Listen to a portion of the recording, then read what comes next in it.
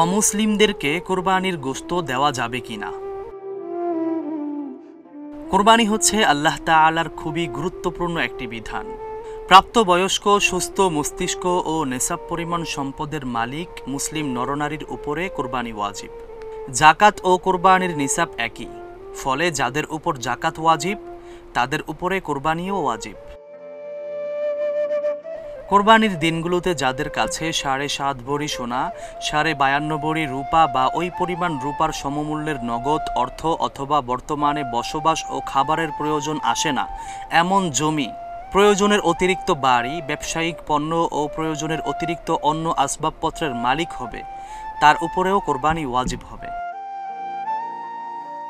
আর সোনা বা রূপা কিংবা টাকা পয়সা এগুলোর কোনো একটি যদি পৃথকভাবে নিসাব পরিমাণ না থাকে কিন্তু প্রয়োজনের থেকে অতিরিক্ত একাধিক বস্তু মিলে 52.5 ভরি রূপার সমমূল্যের হয়, তাহলে তার উপরেও কোরবানি করা ওয়াজিব হয়ে যাবে।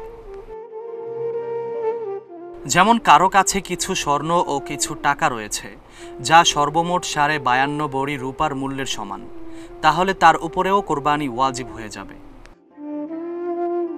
কোরবানির গোশতের 1/3 গরিব মিসকিনকে এবং 1/3 আত্মীয় স্বজন ও পাড়া প্রতিবেশীকে দেওয়া উত্তম। অবশ্য পুরো গোশত যদি নিজে রেখে দেয় তাতেও কোনো অসুবিধা নেই। কোরবানির গোশত গরিবদের দেওয়ার ক্ষেত্রে মুসলিম প্রতিবেশী বা গরিবকে দেওয়া উত্তম, তবে অমুসলিম প্রতিবেশী দুস্থ অভাবীদেরকেও কোরবানির গোশত দেওয়া যাবে, এতে কোনো সমস্যা নেই। সাহাবায়ে কেরামরা অমুসলিম প্রতিবেশীর হকের প্রতি বিশেষভাবে লক্ষ্য রাখতেন।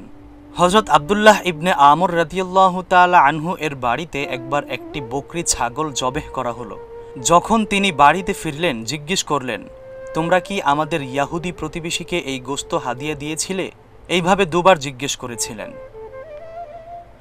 অতঃপর তিনি বললেন, আমি রাসূলুল্লাহ সাল্লাল্লাহু আলাইহি ওয়াসাল্লামকে বলতে শুনেছি যে প্রতিবেশীর অধিকার প্রসঙ্গে হযরত জিবরাইল আলাইহিস সালাম আমাকে অবিরত উপদেশ দিতেন।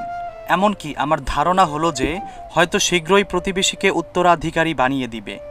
সুতরাং অমুসলিমকে কোরবানির গোশত সহ অন্যান্য যেই কোনো জিনিস দান করা যাবে, এতে কোনো সমস্যা নেই।